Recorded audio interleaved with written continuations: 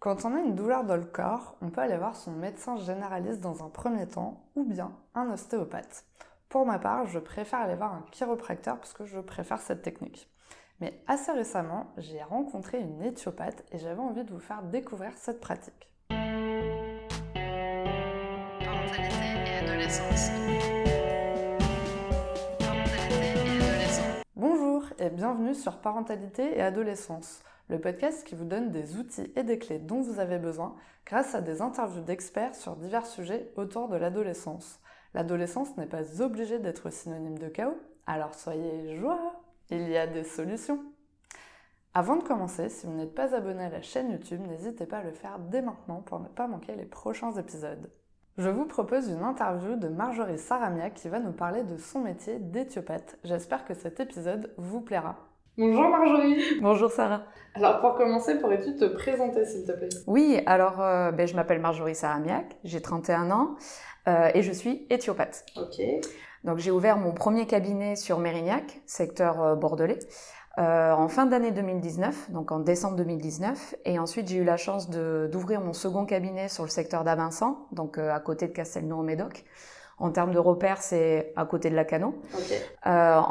Donc en juillet 2022. Je suis diplômée de la faculté d'éthiopathie de Toulouse depuis 2018. J'ai eu la chance d'enseigner dans cette faculté pendant 4 années, où en fait j'avais la charge d'enseigner les organes d'essence, donc œil, oreille, nez. J'enseignais du coup l'anatomie, la physiologie et par conséquent la pathologie. Okay. Et malheureusement, j'ai dû arrêter en fin d'année 2022 à la rentrée, car j'avais un autre projet qui s'est concrétisé à la rentrée de janvier 2023, car je suis rentrée dans le staff médical des Girondins de Bordeaux de handball. Super. Donc ça prend, super. Ouais, ça prend beaucoup de temps. Et voilà, en termes de présentation. Trop bien.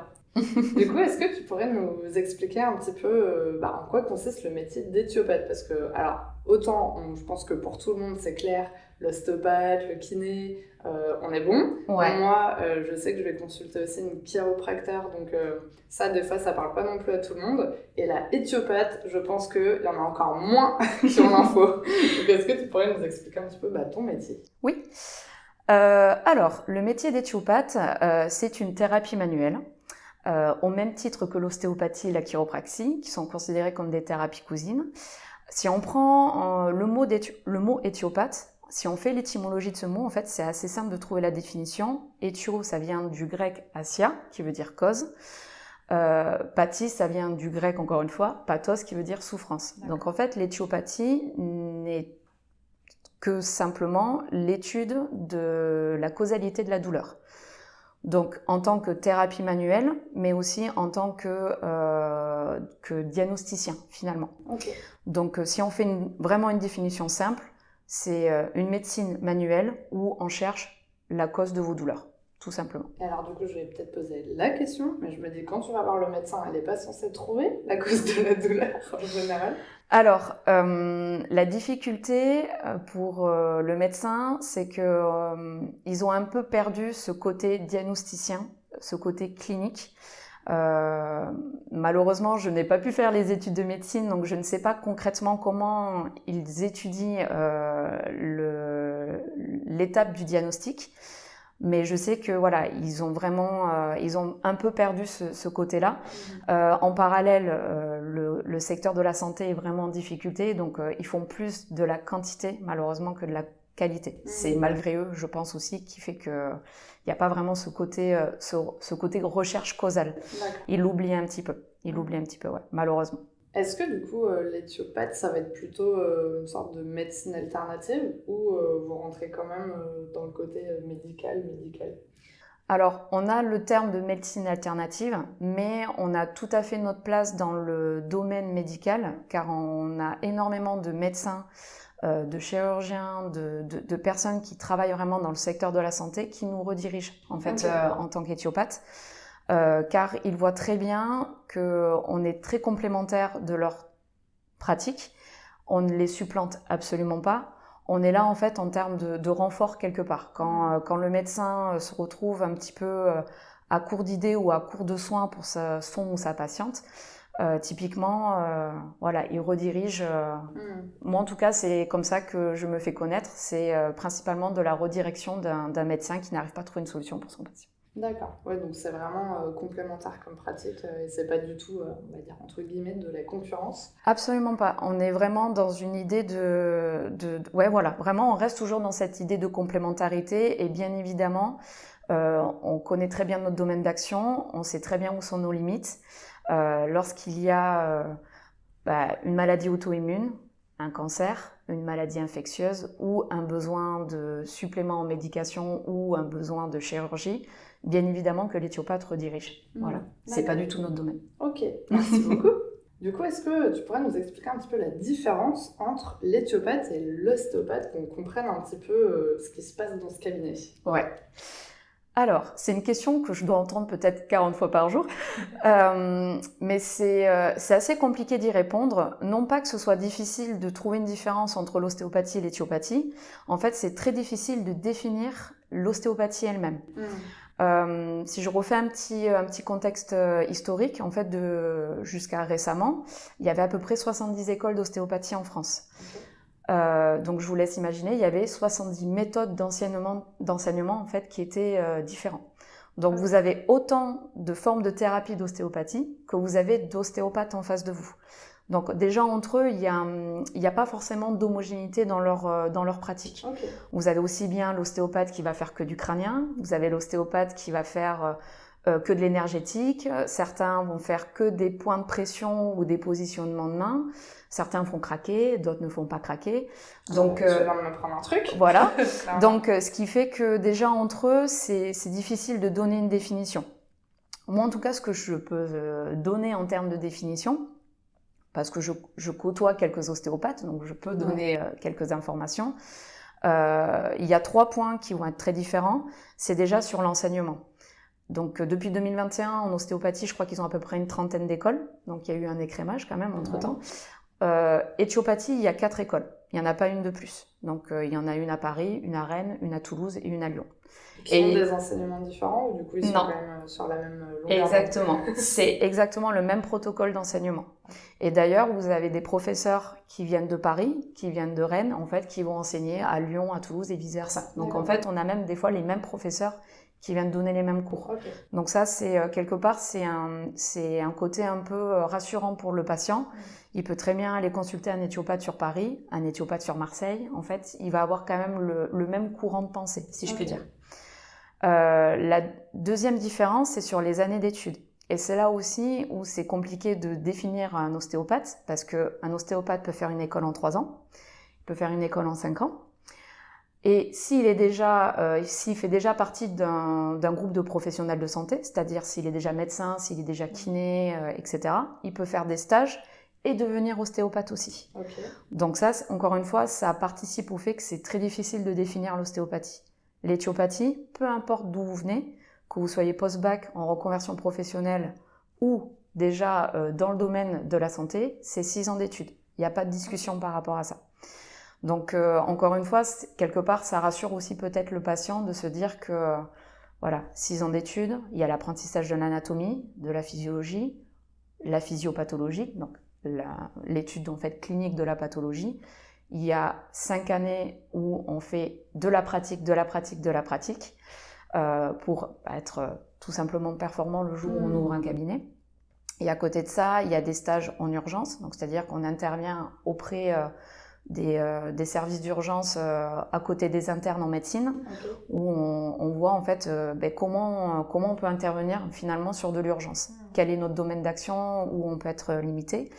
Il y a aussi des stages de dissection, donc c'est comme son nom l'indique, on se retrouve, alors c'est à Paris où on a un corps et on le dissèque par un maître de stage et on étudie vraiment l'anatomie dans les faits. Voilà.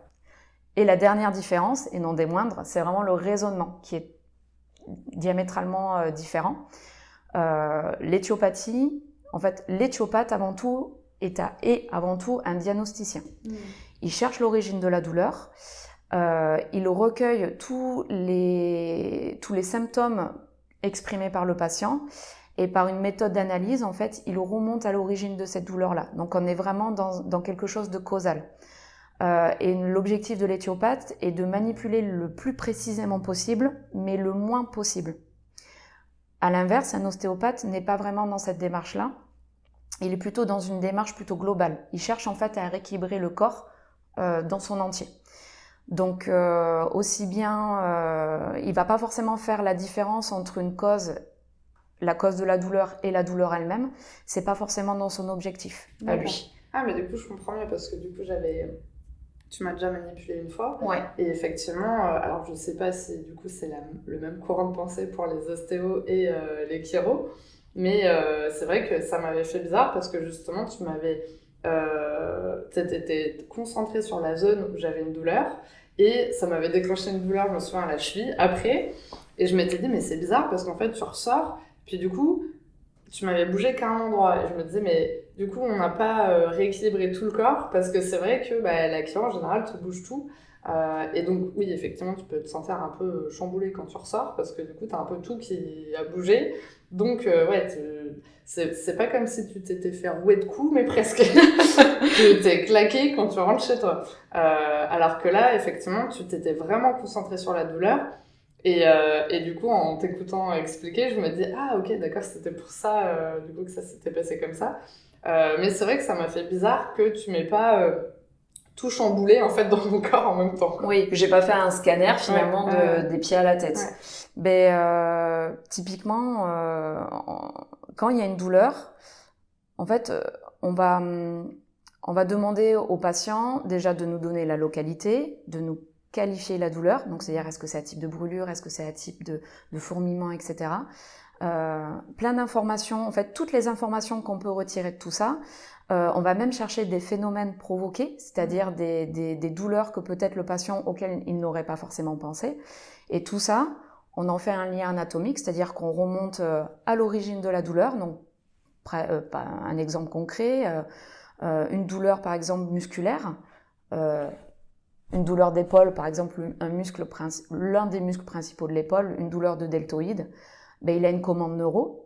Et en fait, on va remonter à cette commande neuro. Qu'est-ce qui fait que le muscle en fait se contracte ? On va du coup travailler sur l'origine cervicale qui dépend de ce muscle. Donc, une origine C5. Donc, on travaille sur une cervicale C4, par exemple. C'est un des exemples. Et est-ce que, du coup, parce que je me dis, si l'ostéo ou le chiro t'en remet tout en place, le fait que toi, tu ne le fasses pas, qu'est-ce qui se passe en fait ? Parce que du coup, tu remets un élément en place. Est-ce que finalement, le fait de le remettre en place, ça déséquilibre le reste qui était déjà peut-être un peu déjà délié ? Enfin, c'est ça que je me dis. Est-ce que finalement, le fait de bouger qu'un élément, c'est bien ou c'est moins bien ou... Alors, il n'y a pas forcément de mieux ou de moins bien. Alors, bien évidemment, en tant qu'éthiopathe, je vais plutôt prêcher pour ma paroisse. En fait, la vie est faite de déséquilibre. Et le corps humain est fait de déséquilibre. En fait, s'il y avait un équilibre, en gros, on ne pourrait pas vivre. C'est le principe de l'entropie. Lorsque le corps va déclencher des douleurs, en fait, dans le principe de causalité, il faut vraiment se consacrer, à mon sens, vraiment sur cette douleur-là.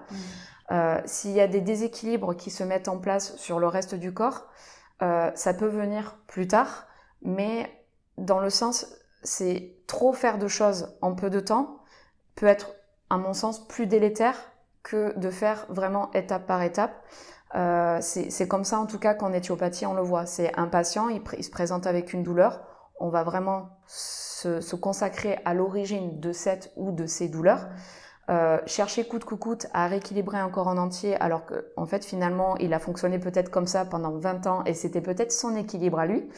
On peut déclencher des déséquilibres plus tard. D'accord. Voilà, c'est vraiment dans cette physiologie-là, et c'est pour ça que d'un point de vue extérieur, c'est très difficile de différencier l'ostéopathie, mais fondamentalement, c'est vraiment on est vraiment sur des raisonnements qui sont différents.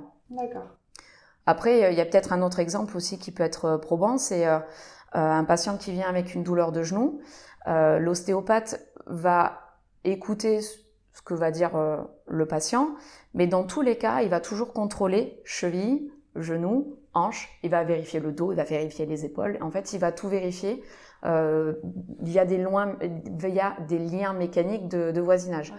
L'éthiopathe, il va écouter le patient, on va lui demander, ok, vous avez mal au genou. Donc il y a deux possibilités. Soit on est sur un problème local, le genou, soit on est sur un problème à distance. Donc là, on va vraiment partir sur des questions très précises.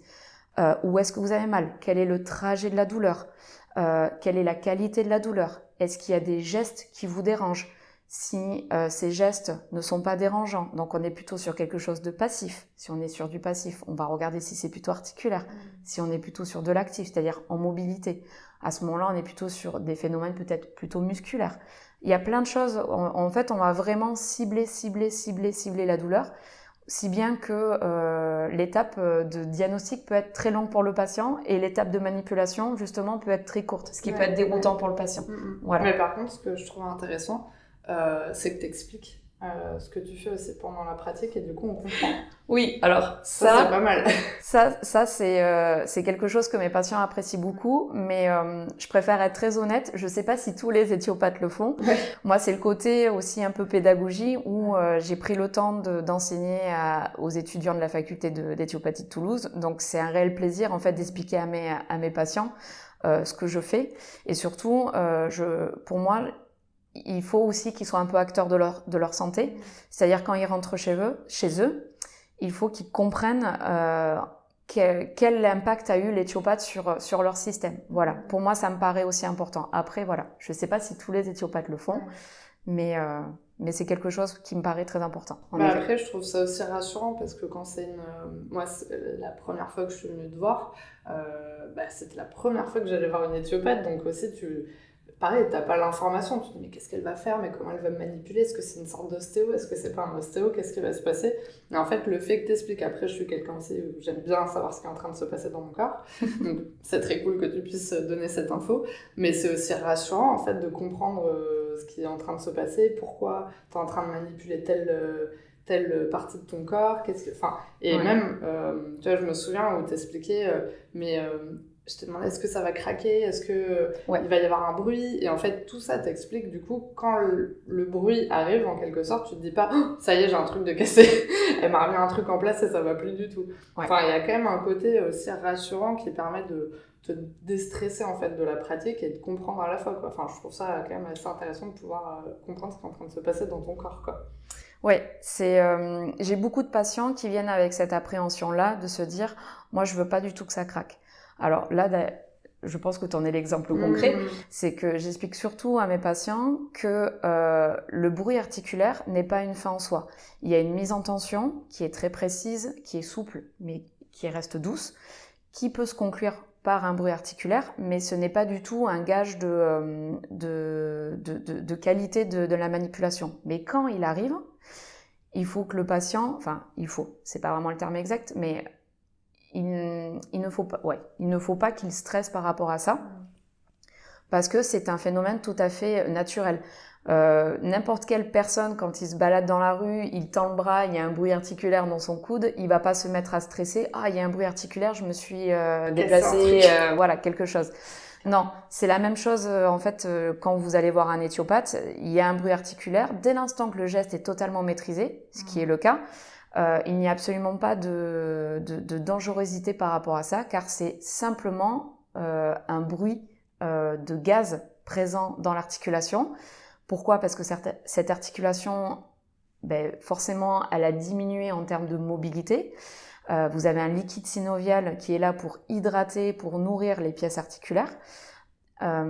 Lorsqu'il y a un défaut de mobilité, en fait, il se charge en gaz, tout simplement. Donc, au lieu de passer pour un liquide très clair comme de l'eau claire, en fait, il devient très cireux, en fait, quelque part, comme un sirop d'agave, quelque part.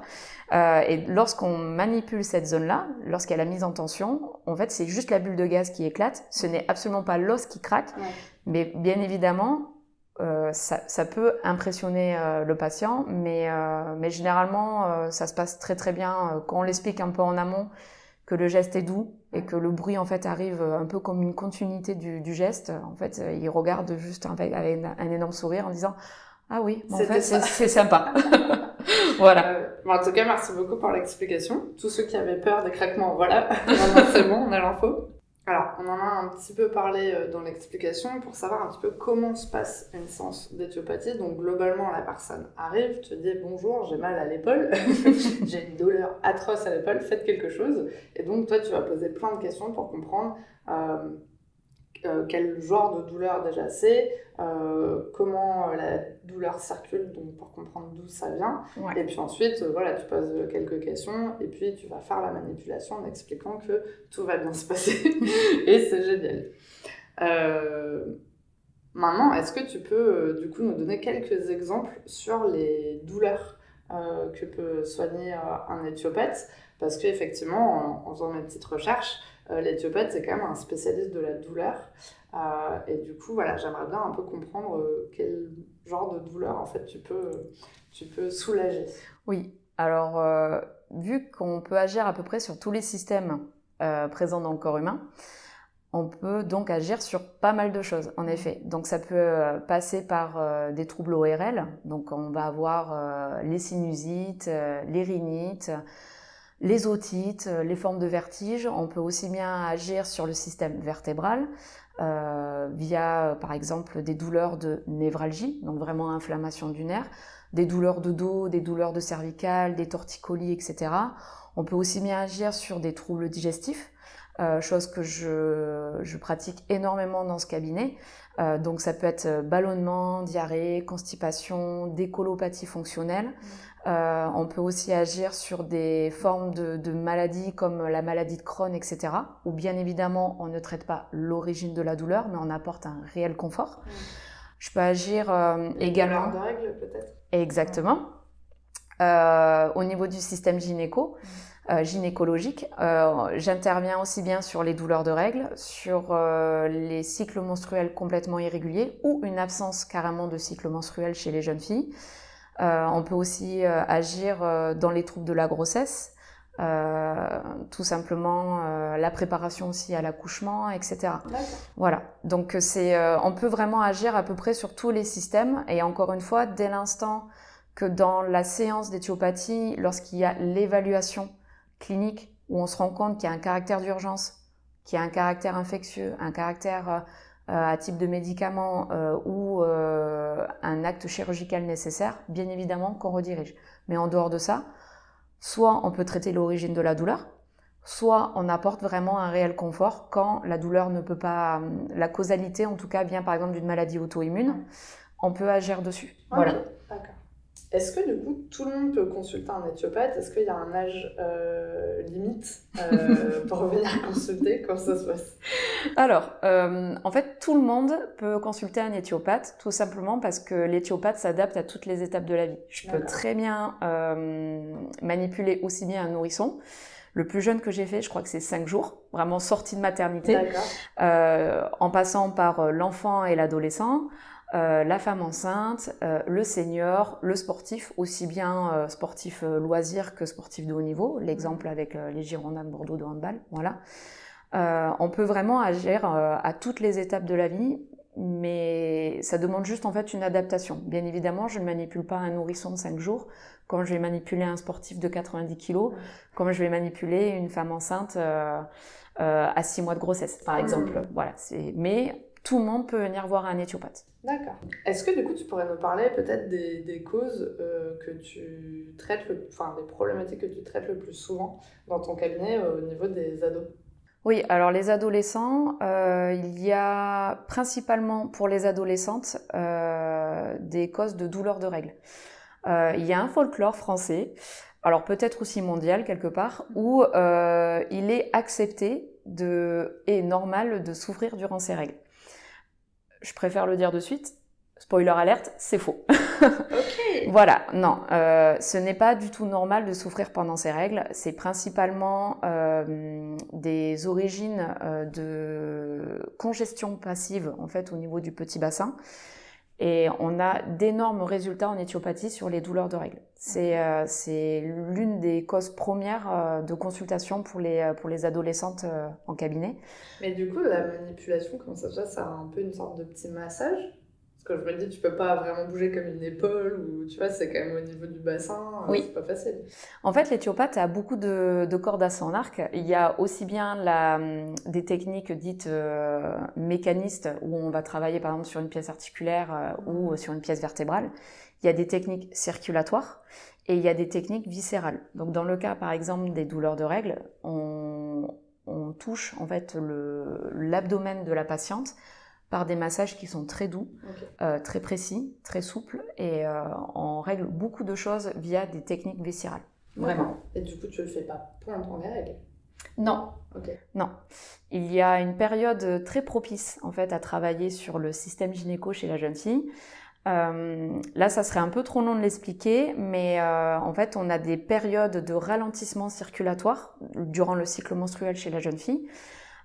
Qui font que c'est la période la plus propice à travailler sur ce système-là. Donc, lorsque je reçois une jeune patiente, on évalue en fait le cycle chez cette jeune fille. On regarde quelle est la période la plus propice et généralement, du coup, j'interviens 2 fois durant le cycle de cette jeune fille. Et généralement, les réponses sont très rapides. Dès le cycle d'après, en fait, on constate des réponses très, très positives. Et à savoir que ce n'est pas que pour les jeunes filles. J'ai beaucoup de patientes qui viennent me voir, qui ont 30 ans, 40 ans, qui ont toujours vécu avec des douleurs de règles et qui ont une forme un peu de résignation, qui ne veulent pas forcément en parler parce que c'est pas forcément leur problème premier quand elles arrivent au cabinet. Elles viennent pas pour ça. Et en fait, quand on en discute, on se rend compte que oui, en effet, elles sont en souffrance depuis l'âge 14 ans, 15 ans. Et en fait, en 2-3 séances, on règle le problème et elles sont assez étonnées des résultats qu'on peut apporter par rapport à ça. Et par rapport à l'endométriose, du coup, est-ce que tu peux soulager aussi les douleurs? Parce qu'il y en a beaucoup qui souffrent énormément de ça.